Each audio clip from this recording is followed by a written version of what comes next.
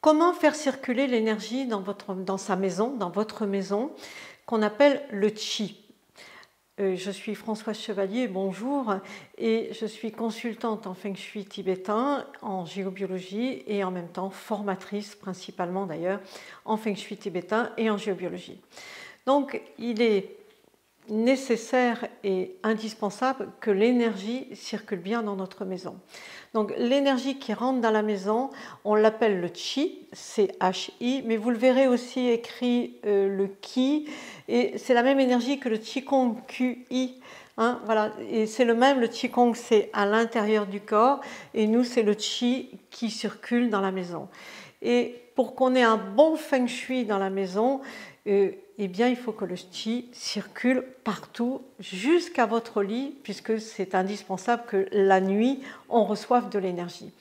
Alors, l'objectif du Feng Shui, c'est toujours la même chose, c'est harmoniser la maison avec les personnes qui habitent dedans pour qu'on ait une bonne énergie dans la maison, une vibration qui soit élevée, puisque tout est vibration, tout est énergie autour de nous, et qu'on puisse avoir accès à nos projets, à tout ce qui nous fait plaisir, à avoir une vie, alors je le dis souvent, une vie légère. Feng c'est le vent et Shui c'est l'eau. Et c'est une énergie qui circule, voilà, pas trop vite, pas trop lentement, et quand on est bien, on a une vie comme ça qui est plutôt fluide. C'est pas qu'on n'a pas des problèmes dans la vie, il en arrive régulièrement comme dans toutes les vies, mais on a capacité à avoir une réaction positive face à ce qui nous arrive, et donc les solutions arrivent facilement. Mais pour ça, je reviens à mon point de départ, il nous faut d'abord une bonne énergie. Donc je vais vous demander, on va faire un exercice si vous voulez, encore un exercice, mais je crois que vous aimez bien, de vous poser par la pensée à l'entrée de votre maison ou de votre appartement, et de regarder, on va faire la visite guidée de l'énergie chez vous, et vous allez, après je vais vous expliquer les différentes sortes d'énergie, et vous allez mieux comprendre comment circule l'énergie, puisqu'après je vais vous donner les remèdes pour réparer ces énergies qui ne sont pas toujours correctes, trop rapides ou trop lentes. Donc posez-vous avec la pensée sur le seuil de votre maison, vous ouvrez la porte et vous laissez partir comme une boule que vous créez devant vous, une boule d'énergie, et vous la laissez aller, votre boule d'énergie, et vous regardez où est-ce qu'elle part. Alors soit une boule d'énergie, soit avec votre œil, hein. Les deux sont bons, les deux sont valables, là où va votre regard. Comme si vous arriviez chez quelqu'un d'étranger. Où part votre regard? Est-ce que votre regard part directement par la fenêtre qui est en face et vous avez une belle vue sur le jardin et la piscine? Est-ce que votre regard vient dans la pièce, faire le tour de la pièce? On va lui demander de regarder un petit peu partout, de faire le tour de la pièce et après de changer de pièce, de passer dans la cuisine si elle est à côté. Quand vous êtes dans l'entrée, revenez dans l'entrée.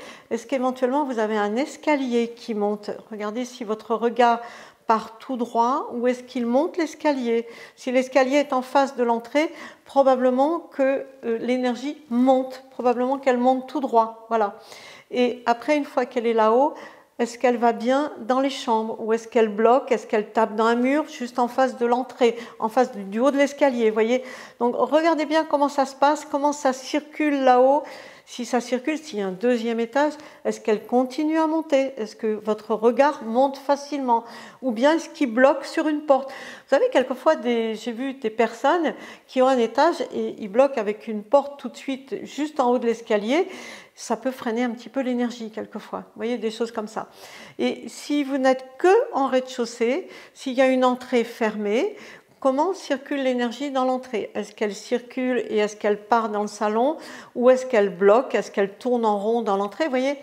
Est-ce qu'il y a un couloir qui, par exemple, part sur votre gauche ou sur votre droite et qui va desservir les chambres? Donc, comment l'énergie vient prendre le couloir? Est-ce qu'elle vient le prendre? Ou est-ce qu'elle a de la difficulté? Est-ce qu'elle ne le voit pas? Est-ce que, ah, tiens, oui, là, il y a un couloir, je ne l'avais pas vu. Vous voyez? Donc, elle va prendre le couloir et elle va aller distribuer son souffle, puisque l'énergie, on l'appelle aussi le souffle, c'est l'énergie qui rentre dans la maison. Est-ce qu'elle va aller jusque dans toutes les chambres? Parce que souvent la chambre des parents, elle est souvent au fond. Et quelquefois même, il faut tourner une fois à droite et encore tourner une deuxième fois. Donc est-ce que l'énergie a possibilité de venir jusqu'à votre chambre, aussi loin que ça, vous voyez? Donc c'est ça qu'il est important d'aller voir. Et je vais vous expliquer un petit peu les 3 sortes d'énergie, vous allez mieux comprendre. Quelquefois, on a un grand couloir en face de la porte d'entrée. Donc on va dire l'énergie, elle est directe, elle est rapide. Ou bien, si vous avez la fenêtre en face de la porte d'entrée, vous avez vu, l'énergie, elle part tout droit. Et je dis quelquefois, même elle va se baigner dans la piscine à travers la baie vitrée. Mais si elle fait ça, elle n'est pas dans la maison. Donc, on va essayer de la garder et la laisser aller dans la maison. Et pour ce faire, je vous conseillerais volontiers de poser un cristal, ou comme ça, ou comme ça. Ça, c'est une goutte, vous voyez. La goutte, vous pouvez la mettre même accrochée à la fenêtre, hein, ou celle-ci, comme un lustre, comme travaillerait un lustre en cristal.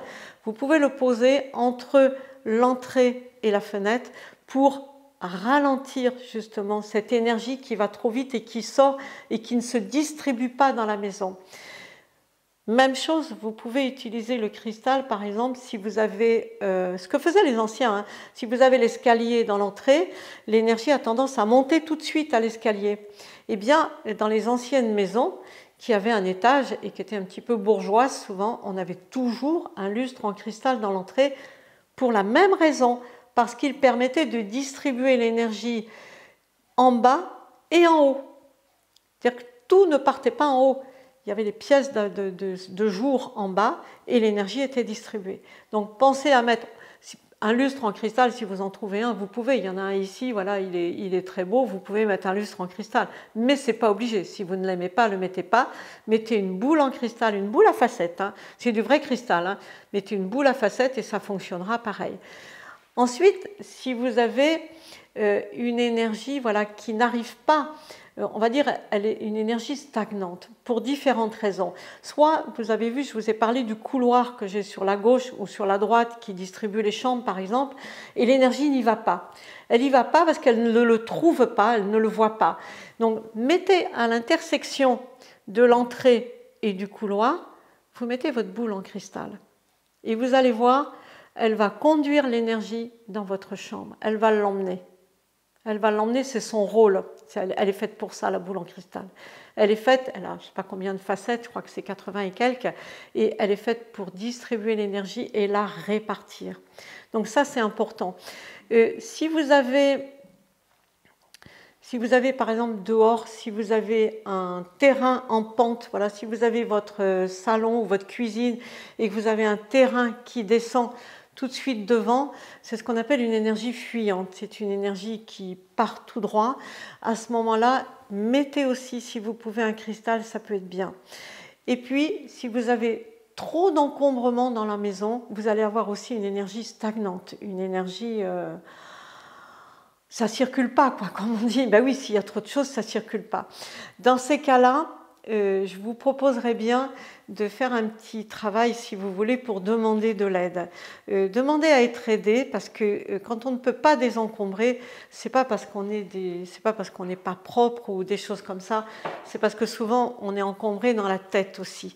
Et il faut accepter de l'aide. Et si on n'arrive pas à demander, à recevoir de l'aide, ça peut demander un travail sur soi, voilà, qui n'est pas très compliqué à faire, mais c'est parce qu'on a peur d'être trahi par les autres, d'être déçu, etc., pour différentes raisons, et on n'ose pas se faire aider. Donc ça, on peut le faire.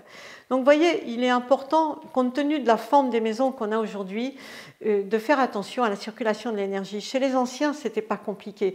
Moi, j'habite une vieille maison qui est devenue grande maintenant, mais à l'origine, elle était petite, elle n'avait que 2 pièces. Eh bien, il y avait une entrée, c'était la pièce principale, et il y avait une porte, c'était la chambre. L'énergie, elle rentrait dans la pièce principale où il y avait toute la cuisine et tout ça, la table à manger. Elle circulait dans la pièce et il y avait la chambre et elle allait dans la chambre. Terminé. Quand il y avait des maisons bourgeoises, des maisons plus riches, comme je vous le disais tout à l'heure, il y avait des étages, mais il y avait des gros lustres en cristal. Et le lustre permettait de faire circuler l'énergie.